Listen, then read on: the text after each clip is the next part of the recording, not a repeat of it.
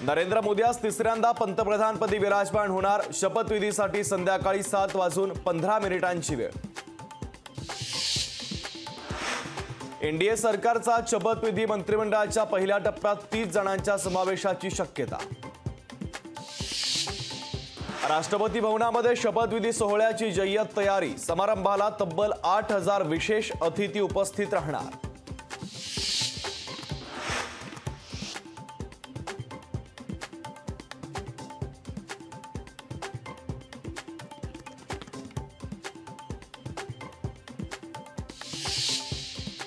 पुण्यात पावसाची तुफान बॅटिंग। सकल भागांसह रस्त्यावर पाणीच पाणी। महापालिकेच्या पावसाळापूर्व कामांची पोलखोल। मुंबईसह ठाण्यामध्ये पहाटेपासून पावसाच्या जोरदार सरी। नागरिकांना उकाड्यापासून मोठा दिलासा। T20 वर्ल्ड कपमध्ये भारत विरुद्ध पाकिस्तान महासंग्राम। न्यूयॉर्कच्या नसाऊ काउंटी मैदानावर रंगणार हाय व्होल्टेज सामना।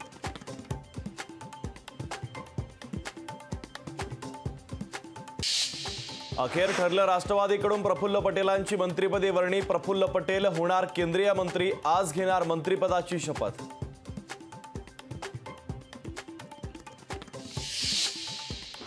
मुख्यमंत्र्यांकडे मंत्रिपदातून मुक्त करण्याची मागणी करणार शंभूराज देसाई यांचं कार्यकर्त्यांच्या मेळाव्यात वक्तव्य। देसाईंच्या वक्तव्यानं राजकीय वर्तुळामध्ये खळबळ।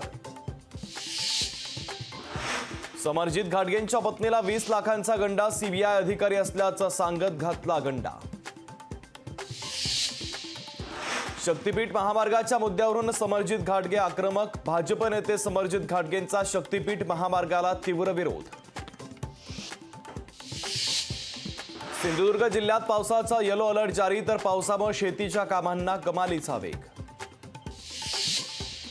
पुण्यात मुसळधार पावसाची हजेरी। तर वादळी वाऱ्यामुळे पत्रे उडाले। तर पुण्यातील प्रमुख रस्त्यांना नद्यांचं स्वरूप। पुण्यात पावसामुळे अनेक ठिकाणी पडझड। रस्त्यावर झाड कोसळल्याने रस्ता बंद। शहरात जवळपास 15 पेक्षा अधिक ठिकाणी पडझडीच्या घटना। गोंदियाच्या शहारवाणी परिसराला वादळी पावसाचा तडाखा। झाड आणि विद्युत खांबांची पडझड। तर अनेक घरांचं देखील नुकसान।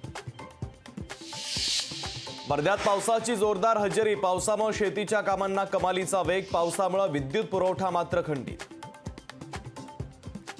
बीडच्या परळी तालुक्यातील कन्हेरवाडी गावात भीषण पाणीटंचाई। टँकरवर पाणी भरण्यासाठी ग्रामस्थांची झुंबड। गेल्या महिनाभरापासून पाणी टंचाईचे विदारक चित्र। नाशिकमधील अनेक गावांमध्ये भीषण पाणी संकट। पाणी आणण्यासाठी महिलांना करावी लागते पायपीट। पाण्यासाठी महिलांचा संघर्ष। दर्यापूरमध्ये बियाणांचा काळा बाजार रोखण्याची मागणी। तिप्पट भावानं बियाणांची विक्री केली जात असल्याची शेतकऱ्यांची तक्रार। शेतकऱ्यांसाठी बियाणं अल्प दरानं उपलब्ध करून देण्याची मागणी। सांगलीच्या मिरजमध्ये बनावट नोटांच्या कारखान्यावर छापा। 1,90,000च्या नोटांसह 3 लाखांचा मुद्देमाल जप्त। बनावट नोटा बनवणाऱ्या पोलिसांनी घेतलं ताब्यात। लोकशाही मराठी ऐका, पहा, जागरूक रहा।